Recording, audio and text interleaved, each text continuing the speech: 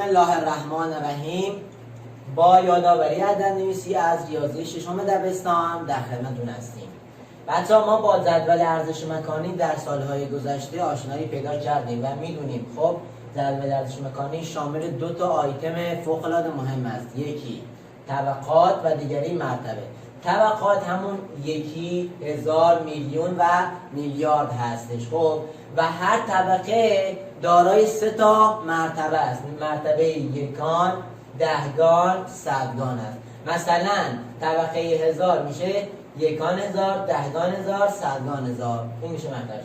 مثلا ما میخوایم این عدد رو خب بذاریم داخل جدول. میایم از سمت راست یکی اینا رو می‌نویسیم. میگیم این یکان دو، بعد یک، بعد سه. این طبقه اولمون کامل شد.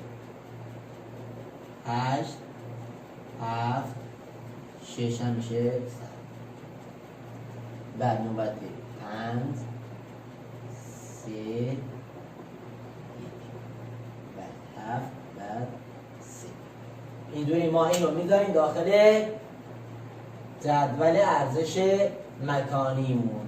خب حالا بچه‌ها ما اگه بخوام این عدد رو بخونیم از سمت چپ، نگاه کن، از سمت چپ میگیم 37 میلیارد و 135 میلیون و 678 هزار و 312 یکی.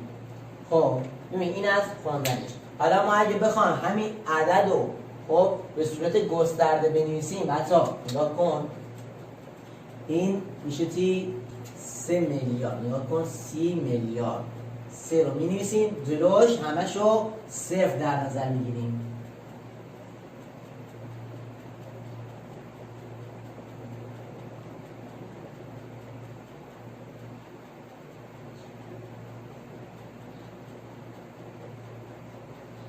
خب میگیم 30 میلیارد گسترده شد. بعد میریم سراغ 7 میلیون و به اضافه 1. بعد میریم سراغ میلیون ها. میگیم 100 میلیون و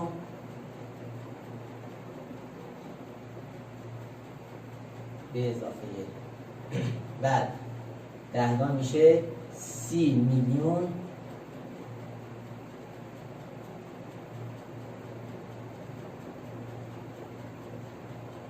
به اضافه 5 میلیون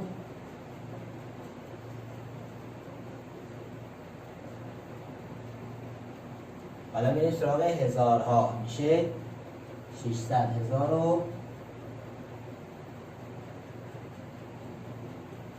این پایین می‌نویسم ادامه‌ش رو به اضافه.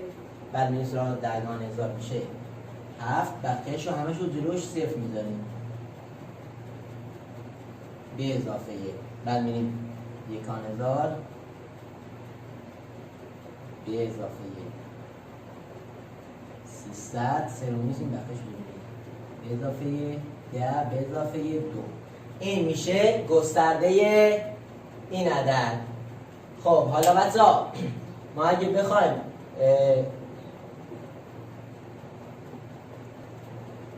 خب بچه‌ها ما اگه بیایم همین عدد رو خب ضرب در 10 یا 100 یا 1000 کنیم به تعداد صفراشون، مثلا اگه 10 باشه به تعداد صفراشون مرتبه این عدد افزایش میابه.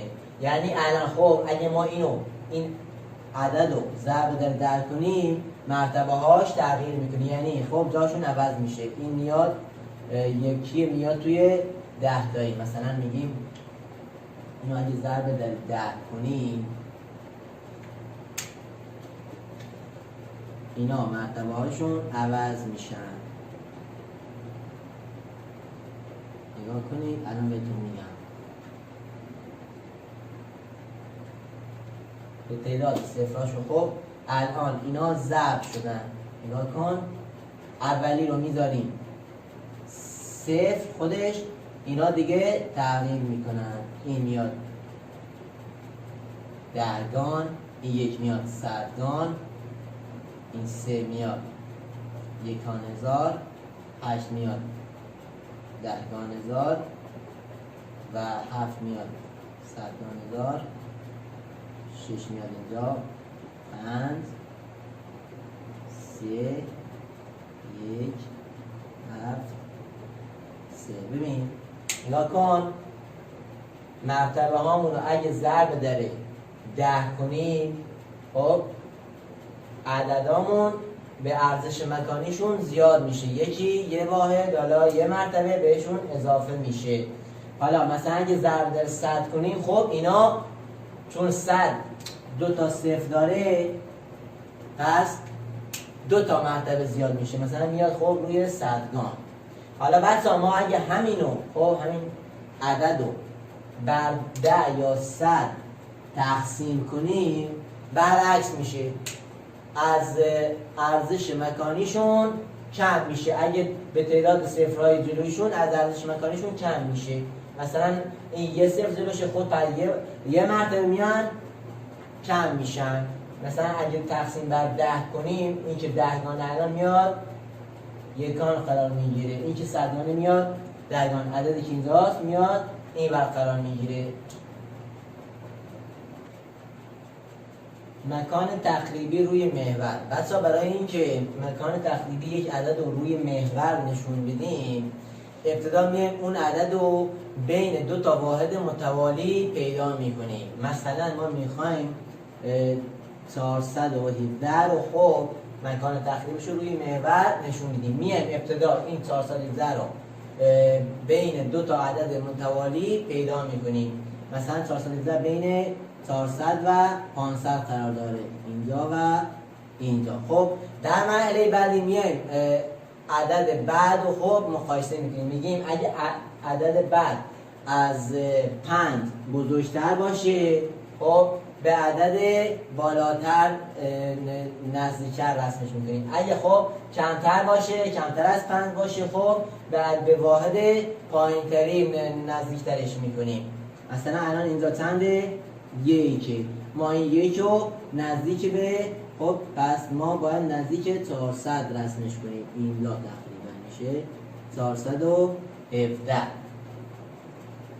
خب تقریب عدد نزدیکتر. ببینید بچه‌ها مثلا ما یه عدد داریم مثل این،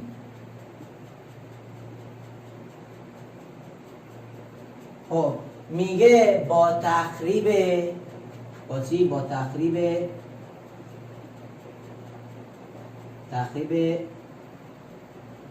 10 میلیون. با تقریب 10 میلیون روی محور رسمش کنیم. میگه این عدد رو با تقریب 10 میلیون روی محور رسم کنیم. چیکار میکنیم؟ خب میگیم دهگان میلیون رو مشخص میکنیم. اینا یکی هن، اینا هم 1000، اینا هم 10. خب این میشه دهگان، چون دهگان میلیون. این عدد خودشون دار می‌نویسیم.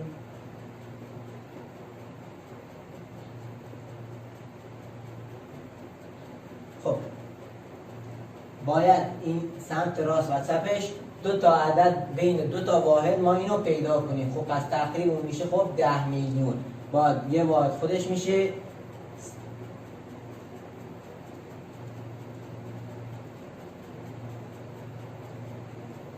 370 میلیون. این یکم میشه خب یه واحد هم خب اختلافشون میشه 10 میلیون. واحد بعدی هم میشه